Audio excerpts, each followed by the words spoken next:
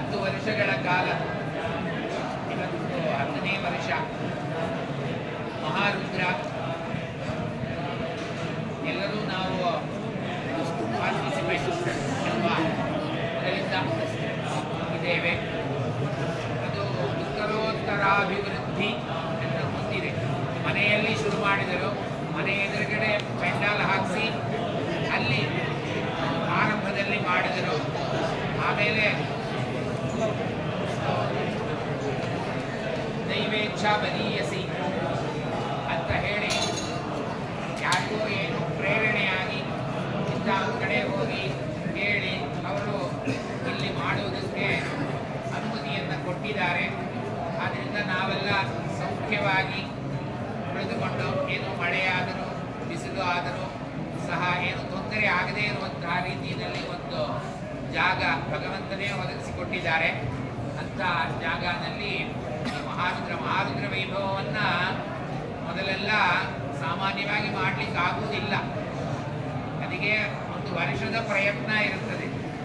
ಅವರು ಆಚರಣೆ ಮಾಡಬೇಕು ಅಂತ ಹೇಳಿದರೆ ಒಂದು ವರ್ಷ ಪೂರ್ತ ಯಾರನ್ನ ಹೋಗಿ ನೋಡುವುದು, ಏನಂತ ಕೇಳುವುದು, ಯಾವ ರೀತಿಯಲ್ಲಿ ಮಾಡುವುದು ಅನ್ನೋದೆಲ್ಲ ನೋಡಿದ್ರೆ ಸುಮಾರು 10-20 ಲಕ್ಷ ರೂಪಾಯಿ ಖರ್ಚಾಗುವಂತಹ ಒಂದು ದೊಡ್ಡ ಸಮಾರಂಭ. ಅದು ದೊಡ್ಡ ದೊಡ್ಡ ಸಮಿತಿನವರು, ಅವರ ಸಮಿತಿನಲ್ಲೇ ಒಂದು 20-30 ಜನ ಇರ್ತಾರೆ. ಅವರು ಎಲ್ಲರ ಮನೆಗೂ ಹೋಗಿ ತಿಳಿಸಿ ಆಮೇಲೆ ಅವರಿಂದ ಏನೋ ಒಂದು ವಸ್ತು ದ್ರವ್ಯವನ್ನು ಪಡೆದು ಅದನ್ನು ಇಟ್ಟುಕೊಂಡು ಮಾಡುವಂತಹ ಒಂದು ದೊಡ್ಡ ಕಾರ್ಯಕ್ರಮ. ಅದು ಅನುಸ್ಯೂತವಾಗಿ 10 ವರ್ಷಗಳ ಕಾಲ ನಡ್ಕೊಂಡು ಬರ್ತಾ ಇದೆ ಅಂತ ಹೇಳಿದರೆ ಅದು ವೇದದ ಮಹಿಮೆ ಅಂತ ಹೇಳಬೇಕು. ಎಲ್ಲಕ್ಕೂ ಮೂಲಭೂತವಾಗಿ ಇರುವುದು ವೇದ. ಅದನ್ನೇ ಹೇಳ್ತಾ ಇರೋದು. ವೇದವನ್ನು ನಾವು ಅಧ್ಯಯನ ಮಾಡುತ್ತೇವೆ, ಇನ್ನೊಬ್ಬರಿಗೆ ಅಧ್ಯಾಪನವನ್ನು ಮಾಡುತ್ತೇವೆ. ಆ ರೀತಿಯಲ್ಲಿ ಒಬ್ಬರಿಗೆ ಒಂದು ಗುರು ಶಿಷ್ಯ ಸಂಬಂಧ ಆಗಿರುವುದರಿಂದ ನೀವೆಲ್ಲ ಸೇರಿ ಇದನ್ನು ಮಾಡಿಸ್ತಾ ಇದ್ದೀರಿ ಅಂತ ನಾನು ಭಾವಿಸುತ್ತೇನೆ. ಅವರು ಯಾರೋ ಒಬ್ಬರು ಪ್ರಧಾನವಾಗಿ ಸಂಕಲ್ಪ ಮಾಡಿಕೊಂಡು ಕೂರಬೇಕು ಅನ್ನುವ ಕಾರಣಕ್ಕೆ ಅವರು ಕೂರಿದ್ದಾರೆ ಹೊರತು ನೀವೆಲ್ಲರೂ ಮಾಡುವಂಥವರು ಅಂತ ಒಂದು ಸನ್ನಿವೇಶ. ಅದು ಕೂಡ ಈ ಶಿವರಾತ್ರಿ ದಿವಸದಲ್ಲಿ ಎಲ್ಲರೂ ಒಟ್ಟಿಗೆ ಒಂದು ಕಡೆ ಕೂಡಿ ಇಂಥ ಮಹಾರುದ್ರವನ್ನು ಮಾಡುವುದು ಅನ್ನುವುದು ಇನ್ನೂ ಶ್ರಮ ಸಾಧ್ಯ. ಏನಂದರೆ ಅವರವರು ಮನೆಯಲ್ಲಿ ಪೂಜೆ ಇಟ್ಕೊಂಡಿರ್ತಾರೆ, ಅಥವಾ ಎಲ್ಲ ದೇವಸ್ಥಾನಗಳೆಲ್ಲ ಹೇಳಿ ಮೊದಲಿಂದ ಬಂದಿರ್ತದೆ ಅಭ್ಯಾಸದಲ್ಲಿ. ಆ ದೇವಸ್ಥಾನಕ್ಕೆ ಹೋಗಲೇಬೇಕು ಅಂತ ಹೇಳಿ ಮನಸ್ಸು ಹೇಳ್ತಾ ಇರ್ತದೆ. ಅಂತ ಒಂದು ದಿವಸ ಮಹೇಶ್ವರನಿಗೆ ಪ್ರೀತಿ ಪಾತ್ರವಾಗಿ ಇರುವಂತಹ ದಿವಸ. ಆ ದಿವಸದಲ್ಲಿ ಒಂದು ಕಡೆ ನಾವೆಲ್ಲ ಸೇರಿ ಈ ಮಹಾರುದ್ರವನ್ನು ಆಚರಣೆ ಮಾಡುವುದು ಅನ್ನುವುದು ನಮ್ಮ ಪೂರ್ವ ಸುಕೃತ ಅಂತ ಹೇಳಬೇಕು. ಇವಾಗೇನು ಮಾಡಿದ್ದು ಸುಕೃತ ಏನಿಲ್ಲ, ಮೊದಲಿಂದ ಮಾಡಿಕೊಂಡು ಬಂದಿರುವಂತಹದ್ದು. ನಮ್ಮ ಮನೆಯಲ್ಲಿ ನಮ್ಮ ತಂದೆ, ನಮ್ಮ ತಾತ ಎಲ್ಲರ ಫಲವೂ ಕೂಡ ನಮಗೆ ಒದಗಿ ಬಂದಿದೆ. ಆ ರೀತಿಯಲ್ಲಿ ಬಂದಿರುವಂತಹ ಈ ಮಹಾರುದ್ರ ಕಾರ್ಯಕ್ರಮವನ್ನು ಮಾಡ್ತಾ ಇದ್ದೇವೆ. ಮಹೇಶ್ವರ ಎಲ್ಲರಿಗೂ ಅನುಗ್ರಹ ಮಾಡುವುದಕ್ಕೋಸ್ಕರನೇ ಇರುವಂಥವರು. ನೀಲಕಂಠ ಅಂತ ಒಂದು ಶಬ್ದದಿಂದ ನಾವು ಕರೀತೇವೆ.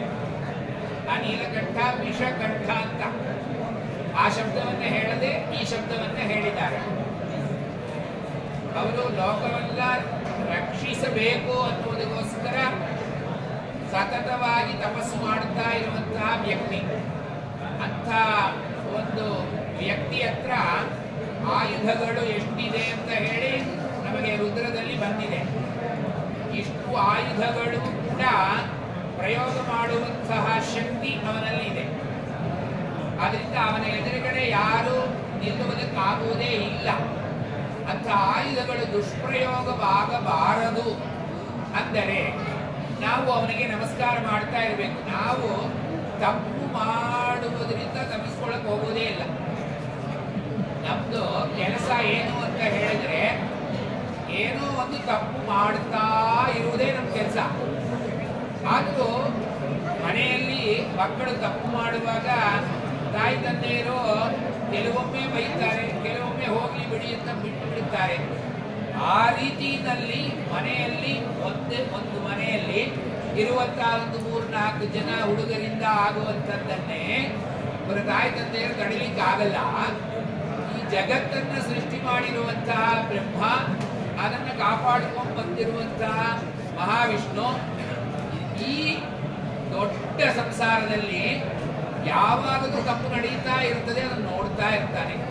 ನೋಡ್ತಾ ಇದ್ರೆ ಏನು ಮಾಡೋದಕ್ಕೆ ಸಾಧ್ಯ? ಕೈನಲ್ಲಿ ಆಯುಧಗಳೆಲ್ಲವನ್ನೂ ಇಟ್ಟುಕೊಂಡಿದ್ದಾನೆ. ಯಾವಾಗ ಬೇಕಾದರೂ ಅದನ್ನ ಅವರಿಗೆ ಪ್ರಯೋಗ ಮಾಡುವಂತಹ ಶಕ್ತಿ ಇದೆ. ಆದರೂ ಅದನ್ನ ತುಂಬ ಶಮನೆಯಿಂದ ಅವರು ಯಾವಾಗಲೂ ತಪೋ ಮೂರ್ತಿಯಾಗಿಯೇ ಇದ್ದಾರೆ. ಆದ್ರಿಂದ ಅದನ್ನು ಪ್ರಯೋಗಿಸುತ್ತಾ ಇಲ್ಲ. ಆ ಪ್ರಯೋಗಿಸಬೇಡಿ ಅಂತ ಹೇಳುವ ಪ್ರಾರ್ಥನೆಯೇ ಈ ರುದ್ರಾಧ್ಯಾಯ. ಪ್ರತಿನಿತ್ಯದಲ್ಲಿ ತಪ್ಪು ಮಾಡ್ತಾ ಇರುವರು ಸರಿ, ತಪ್ಪು ಮಾಡದೇ ಇರುವರು ಸರಿ, ಮನೆಯಲ್ಲಿ ಈ ರುದ್ರ ಜಪವನ್ನ ಮಾಡ್ತಾ ಇದ್ದರೆ ಜಗತ್ತೆಲ್ಲ ಕಾಪಾಡುವಂತಹ ಸ್ಥಿತಿ ಬರ್ತದೆ ಅಂತ. ಅದರಿಂದ ಯಾರೋ ಒಬ್ಬರು ಪ್ರಾರ್ಥನೆ ಮಾಡಿದ್ದಾರೆ, ಅವರಿಗೆ ಮಾತ್ರ ಅದು ಸೀಮಿತ, ಅವರಿಗೆ ಮಾತ್ರ ರಕ್ಷಣೆ ಅಂತ ಇಟ್ಕೊಂಡಿಲ್ಲ ಅವನು.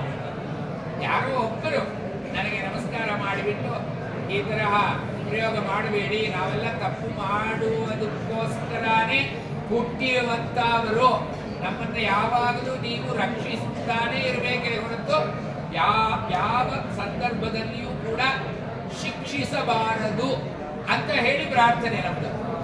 ಆದ್ದರಿಂದ ಆ ಪ್ರಾರ್ಥನೆಗೆ ಅವನು ಪರಸ್ಪರ ತಪಸ್ಸಂಪಲಾಯಿತ ಪರಸ್ಪರೌ ಪ್ರಪಂಚ ಮಾತಾಪಿತರೌ ಪ್ರಾಂಚೌ ಜಾಯಾಪತಿ ಸ್ತುಮಃ ಅಂತ ಹೇಳಿ ಅವನನ್ನು ನಮಸ್ಕಾರ ಮಾಡುತ್ತೇವೆ ನಾವು. ಆದ್ರಿಂದ ಜಗತ್ತು ಸಂರಕ್ಷಣೆ ಆಗಬೇಕಾದ್ರೆ ಅವನಿಗೆ ನೀವೇ ತಾಯಿ ತಂದೆ ಅಂತ ಹೇಳುವಂತಹ ಸ್ಥಾನವನ್ನ ಹಂಗೆ ಶ್ಲೋಕದಲ್ಲಿ ಹೇಳಿಬಿಟ್ಟು, ಜಗತ್ಪಿತರು ಅಲ್ವಾ ನೀನು, ಮನೆಯಲ್ಲಿ ಹೇಗೆ ನಾವು ನಮ್ಮ ಮಕ್ಕಳನ್ನ ಏನೇ ಮಾಡಿದರೂ ಖಂಡಿಸುವುದಿಲ್ಲವೋ ಅದೇ ರೀತಿಯಲ್ಲಿ ನೀವು ನಡ್ಕೋಬೇಕು ಅಂತ ಹೇಳಿ ಅವರ ಹತ್ರ ಪ್ರಾರ್ಥನೆ ಮಾಡ್ತೇವೆ. ಆದರೂ ತೀರಾ ತುಂಬ ದುಷ್ಪ್ರಯೋಗಗಳು ನಡೀತಾ ಇರುವಾಗ ಅವನು ಕೆಲವು ಸಂದರ್ಭದಲ್ಲಿ ತನ್ನ ಒಂದು ಪರಾಕ್ರಮವನ್ನ ತೋರಿಸಬೇಕಾಗಿ ಬರ್ತದೆ. ಅದನ್ನು ನಾವು ತಡ್ಕೊಳ್ಳಕ್ಕಾಗ್ತಾ ಇಲ್ಲ. ಯಾರೋ ಮಾಡಿದ ತಪ್ಪು ಅವನು ಶಿಕ್ಷಣೆಗೆ ಹೊರಟಾಗ ಅದು ಬೇರೆ ಕಡೆ ಎಲ್ಲ ಕಡೆಯೂ ಬಾಧಿಸುತ್ತೆ. ಆದ್ದರಿಂದ ನಾವು ಈ ಒಂದು ಸಂದರ್ಭದಲ್ಲಿ ಎಲ್ಲರೂ ಸೇರಿ ಅವನಿಗೆ ನಮಸ್ಕಾರವನ್ನ, ಒಂದೇ ಒಂದು ನಮಸ್ಕಾರ ಒಂದೇ ಸಾಧ್ಯ, ಬೇರೆ ಯಾವುದರಿಂದನೂ ಅವನನ್ನು ತೃಪ್ತಿಪಡಿಸುವುದಕ್ಕಾಗುವುದೇ ಇಲ್ಲ. ಆದ್ದರಿಂದ ಆ ನಮಸ್ಕಾರವೇ ಈ ನಮಕ ಅನ್ನುವ ಪ್ರಶ್ನೆ. ಆ ನಮಸ್ಕಾರ ಮಾಡಿ ಸುಮ್ಮನೆ ಇರ್ಲಿಕ್ಕೆ ಆಗಲ್ಲ ನಮ್ಮಿಂದ, ಏನೋ ಬೇಡಲೇಬೇಕು. ಎಲ್ಲವನ್ನೂ ಕೊಟ್ಟಿದ್ದೀನಿ, ಎಲ್ಲವನ್ನೂ ಅನುಭವಿಸುತ್ತಾ ಇದ್ದೀನಿ, ನೀವು ಏನೇ ತಪ್ಪು ಮಾಡಿದ್ರು ನಾನು ಕೇಳಲ್ಲ ಅನ್ನುವ ಸ್ಥಿತಿನಲ್ಲಿ ಇದ್ದರೂ ಅದು ಬೇಕು ಇದು ಬೇಕು ಅಂತ ಕೇಳುವುದು ನಮ್ಮ ಧರ್ಮ. ಆದ್ದರಿಂದ ನಾವು ಈ ಚಮಕ ಪ್ರಶ್ನೆಯಿಂದ ಅವನತ್ರ ಜಗತ್ತೆಲ್ಲ ಚೆನ್ನಾಗಿ ಇರಬೇಕಾದ್ರೆ ಎಷ್ಟು ವಸ್ತುಗಳು ಬೇಕಾಗಬಹುದು ಅಂತ ಹೇಳಿದರೆ, ವೇದದಲ್ಲಿ ಒಂದು 300 ವಿಧವಾದಂತಹ ವಸ್ತುಗಳು ಜಗತ್ತು ಚೆನ್ನಾಗಿರುವುದಕ್ಕೋಸ್ಕರ ಬೇಕು ಅಂತ ಹೇಳಿ ತೀರ್ಮಾನ ಮಾಡಿದ್ದಾರೆ. ಅಂಥ ಶಬ್ದಗಳನ್ನ ಅಲ್ಲಿ ನಾವು ಬಸವೋದ್ಧಾರ ಹೋಮ ಮಾಡುವಾಗ ಈ ಚಮಕ ಪ್ರಶ್ನೆಯಿಂದ ಪ್ರಾರ್ಥನೆ ಮಾಡ್ತೇವೆ. ಆ ಪ್ರಾರ್ಥನೆಯಲ್ಲಿ ಬರುವಂತಹ ಎಲ್ಲವೂ ಕೂಡ ಜಗತ್ ರಕ್ಷಣೆಗೋಸ್ಕರ ಬರುವಂತಹದ್ದು. ಅದರಿಂದ ಜಗತ್ತೆಲ್ಲ ರಕ್ಷಿತವಾಗಿ ಇರಬೇಕು. ನಮಗೆ ಎಷ್ಟೇ ತಪ್ಪು ಮಾಡಿದರೂ ಸರ್ವೇ ಜನ ಸುಖಿನೋ ಭವಂತು ಅನ್ನುವ ಮಾತು ನಮ್ಮ ವಾಕ್ನಲ್ಲಿ ಯಾವಾಗಲೂ ಓಡಾಡ್ತಾ ಇರ್ತದೆ. ಎಲ್ಲರೂ ಚೆನ್ನಾಗಿರ್ಲಿ, ಎಲ್ಲರೂ ಚೆನ್ನಾಗಿರ್ಲಿ ಅಂತಾನೆ ನಾವು ಹೇಳಬೇಕು ಅಂತ ಹೇಳಿ ನಮಗೆ ಹೇಳಿಕೊಟ್ಟಿದ್ದಾರೆ. ಹೇಳಿಕೊಟ್ಟಿರುವುದರಿಂದ ನಾವು ಅದನ್ನು ಬಿಡದೆ ಹೇಳ್ತಾ ಇದ್ದೇವೆ. ಯಾವುದೇ ಮಾಡಿದರೂ ಸಹ ಕಾಯೇನ ಮನಸಾ ವಾಚಾ ಕರ್ಮಣ ಎಲ್ಲವೂ ಕೂಡ ಕೃಷ್ಣಾರ್ಪಣ ವಸ್ತು ಅಂತ ಹೇಳ್ತೇವೆ. ಇಲ್ಲಿಯೂ ಸರ್ವೇ ಜನ ಸುಖಿನೋ ಭವಂತು ಅಂತ ಹೇಳ್ತೇವೆ. ಆ ಸರ್ವೇ ಜನ ಸುಖಿನೋ ಭವಂತು ಅನ್ನುವಾಗ ಎಲ್ಲರಿಗೂ ಬೇಕಾದ್ದೆಲ್ಲ ಬೇಕಾಗುತ್ತದೆ ಅಲ್ಲ, ಆವಾಗ ಸುಖವಾಗಿರ್ಲಿಕ್ಕೆ ಸಾಧ್ಯ. ಅದಕ್ಕೆ ಆ ಚಮಕ ಪ್ರಶ್ನೆಯಿಂದ ಪ್ರಾರ್ಥನೆ, ಅದು ವಸೋರ್ಧಾರ ಅಂತ. ಅದನ್ನು ಯಾವ ರೀತಿಯಲ್ಲಿ ಕೊಡಬೇಕು ನಮ್ಮ ಜಗತ್ತಿಗೆ ಅಂತ ಹೇಳಿದರೆ ಅದು ತಡೆಯಿಲ್ಲದೆ ಬರುವಂತಹ ಪ್ರಸಾದವಾಗಿ ಇರಬೇಕು ಅಂತ ಹೇಳುವುದು.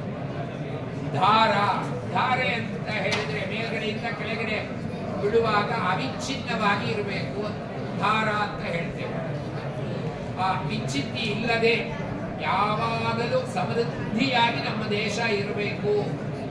ಯಾರು ಏನು ಕೇಳಿದರೂ ಕೊಡುವಂತಹ ಸ್ಥಿತಿನಲ್ಲಿ ನಮ್ಮ ದೇಶ ಇರಬೇಕು ಅಂತ ಹೇಳುವಂತಹ ಒಂದು ಮನಸ್ಥಿತಿಯಿಂದ ಆ ಪ್ರಾರ್ಥನೆ ಆಗುತ್ತೆ.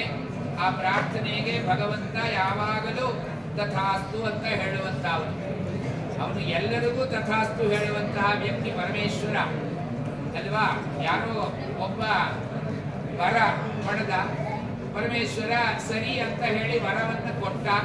ಆ ವರವನ್ನು ಪರೀಕ್ಷೆ ಮಾಡುವುದಕ್ಕೋಸ್ಕರ ಅವನ ತಲೆಯಲ್ಲೇ ಕೈ ಇಟ್ಟ ಅಂತ ಹೇಳಿ ಕಥೆಯನ್ನು ನಾವು ಕೇಳಿದ್ದೇವೆ. ಅಂತ ಪರಮ ದಯಾಳು. ಯಾರು ಏನ್ ಕೇಳಿದರು, ಏನಪ್ಪ ಇದರಿಂದ ಏನಾದರೂ ಅಪಾಯ ನನಗೆ ಬರಬಹುದಾ ಅಂತ ಚಿಂತಿಸುವುದಿಲ್ಲವಂತೆ, ಅವನು ಕೊಟ್ಟು ಬಿಡ್ತಾನಂತೆ ಕೇಳಿದ ಕೂಡಲೇ. ಆಮೇಲೆ ಅದರಿಂದ ಶಿಕ್ಷಣೆಗೆ ಬೇರೆಯವರೆಲ್ಲ ಇಟ್ಟಿದ್ದಾರೆ, ಅವರಿಂದ ಅದು ಶಿಕ್ಷಣೆ ಆಗುತ್ತೆ. ಬಟ್ ಅವರ ಮನೋಭಾವ ಹೇಗೆ ಅಂದರೆ ಏನ್ ಕೇಳಿದರೂ ನಾನು ಕೊಟ್ಟು ಬಿಡ್ತೀನಿ, ನಾನು ಸಂತೋಷವಾಗಿ ಇರುವಂತಹ ಸಂದರ್ಭದಲ್ಲಿ ನೀವು ಏನ್ ಕೇಳಿದರೂ ನಾನು ಕೊಟ್ಬಿಡ್ತೀನಿ ಅಂತ ಹೇಳುವಂತಹ ಆ ಪರಮೇಶ್ವರ ಆಶುತೋಷಿ ಅಂತ ಅವನಿಗೆ ಹೆಸರು. ಇಮ್ಮಿಡಿಯೇಟ್ ಆಗಿ ಸಂತೋಷವನ್ನ ವ್ಯಕ್ತಪಡಿಸುವಂತಹ ವ್ಯಕ್ತಿಗೆ ಆಶುತೋಷಿ.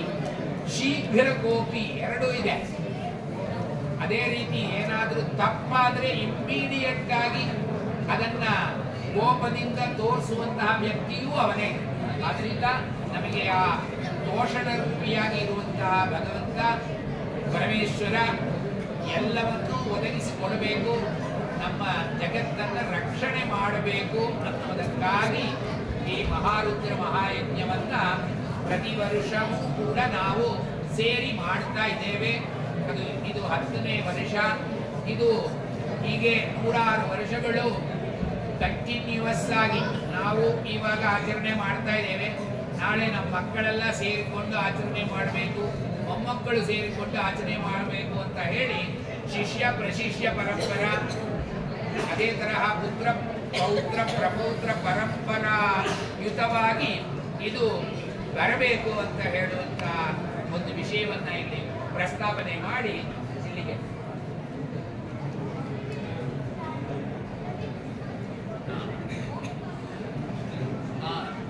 ವೇದಮೂರ್ತಿ ಚಂದ್ರಶೇಖರೇಂದ್ರ ಸರಸ್ವತಿ ಚಾರಿಟಬಲ್ ಟ್ರಸ್ಟ್ ಇವರು ನಮಗೆ ಯಾವಾಗಲೂ ಏನೇ ಆದರೂ ಸಹ ಆಹಾರ ಅನ್ನುವುದು ಬೇಕೇ ಬೇಕು.